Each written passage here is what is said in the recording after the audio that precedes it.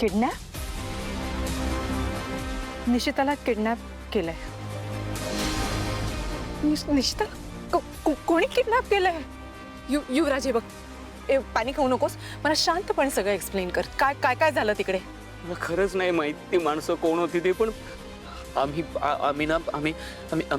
गरबा खेळायला गेलेलो ना. ओके. तर तिथे तिथे मला तहान लागली म्हणून मी पाणी प्यायला गेलो बाजूला. ओके. आणि मी जेव्हा परत आलो तेव्हा तिकडे नव्हती. ओके. मी शोधलं तिला, पण ती कुठेच नव्हती. मग मी तिला शोधायला बाहेर पडलो आणि तिथे मी पाहिलं काही माणसांनी तिला घेरलं होतं. मी गेलो तिच्याजवळ धावत, तर ते सगळे गुंड होते ताई.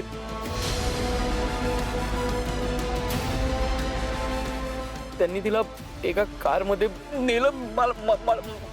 मी खूप प्रयत्न केला ताई वाचवायचा, पण त्यांनी माझी काय अवस्था केली ताई. आय सॉरी ताई. आपल्याला वाचवायला हवं तिला. हो आपण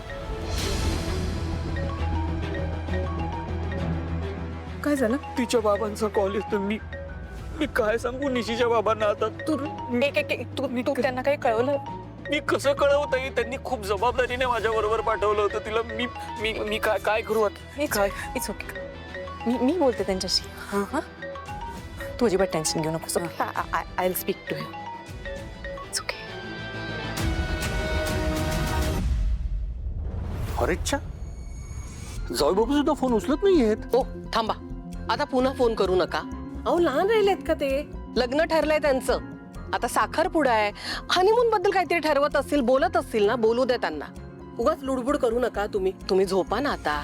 नाही, निशी घरात येईपर्यंत मला अजिबात झोप लागणार नाही. अगं, आपण आपल्या मुलींना याआधी इतक्या उशिरा कधी बाहेर जाऊ दिलंय का? आता आपली मुलगी राहिली नाहीये, ती खांडेकरांची सून होणार आहे. तिच्या नवऱ्याबरोबर गेली. नवरा व्हायचाय तो अजून. सध्या ती बापाच्या घरातच राहते. आणि ती इथे राहो किंवा सासरी, एक बाप म्हणून मला काळजी वाटणारच ना.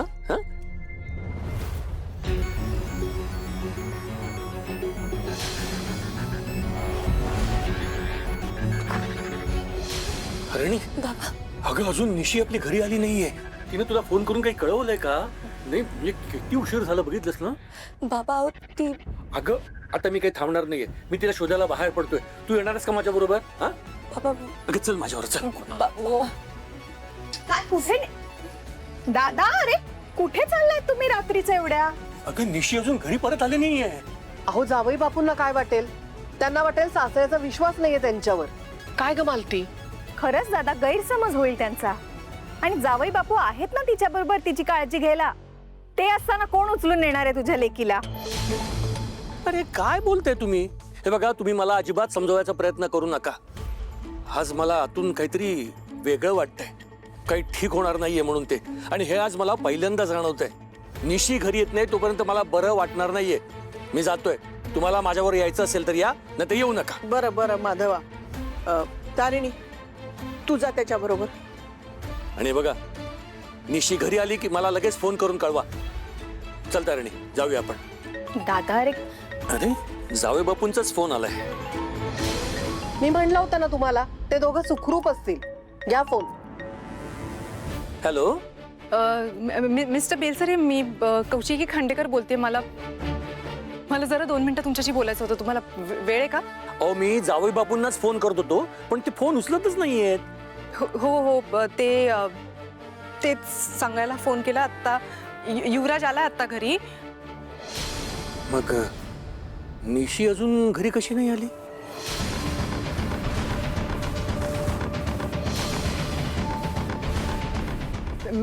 मिस्टर बेलसरे, आता मी तुम्हाला जे काही सांगणार आहे ते प्लीज शांतपणे ऐकून घ्या. अजिबात पॅनिक होऊ नका. ओके? युवराज आणि निशिता गरबा खेळायला गेले होते. तिकडे काही गुंडांनी निशिताला किडनॅप केलंय. हे बघा, तुम्ही पॅनिक होऊ नका.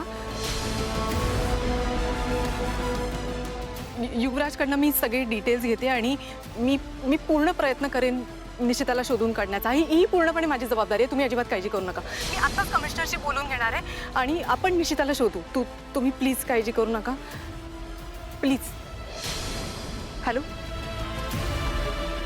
अहो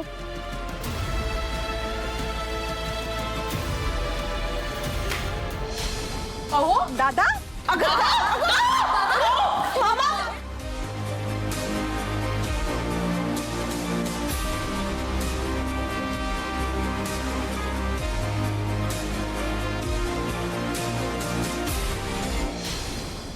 ए बेटा काय म्हणाले बाबा निशूचे?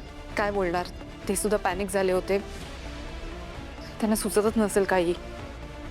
खरं तर फोन कट झाला आणि ते काय म्हणाले मला कळलं नाही, but of course he is worried. Yuvraj, पण तू काळजी करू नकोस अजिबात, ओके? आपण निशिताला शोधून काढू, तू टेन्शन घेऊ नकोस. हा, हे सगळं कळल्यावर माझ्या पायाखालची जमीनच सरकली आहे. युवराज, या सगळ्यात ना तुझीच चूक आहे. फॉर्म बरं झालं वेळेवर डॉक्टरांना आणलंस.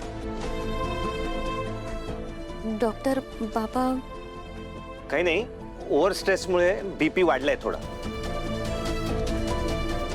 हे बघा, तुम्ही दगदग नका करू जास्त, थोडे दिवस आराम करा.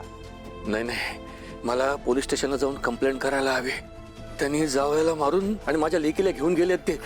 काका मी पोलिसांना ऑलरेडी इन्फॉर्म केलंय आणि त्यांना निशीचा फोटो सुद्धा पाठवलाय. त्यांनी आतापर्यंत तिचा शो सुरू केला असेल. मी तुम्हाला गोळ्या सांगतो, त्या फक्त त्यांना द्या. हो, रेखा, तू पण आराम कर जरा. बस, शांतपणे बस.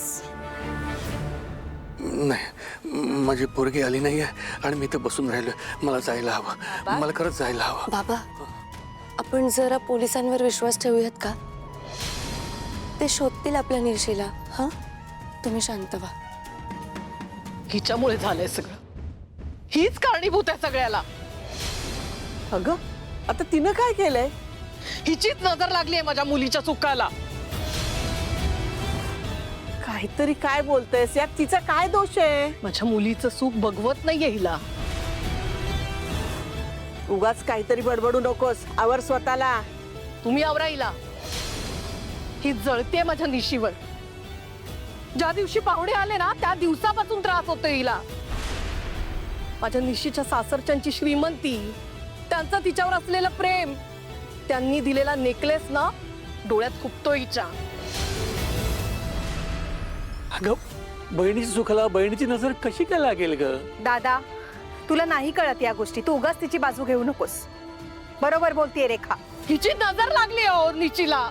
आपल्या संसारावर ना काळी सावली पडली याची. ए, तू निघ इथून. निघ म्हटलं नाही तू. मला माझ्या लेकीला शोधायचं. तू पडून राहा. तुला आराम करायला सांगितलंय डॉक्टरांनी. नको या सगळ्यात पडूस. काय येतेस का तू? सारखी सारखी आडवी येतेस आम्हाला. जा इथून. काय चाललंय?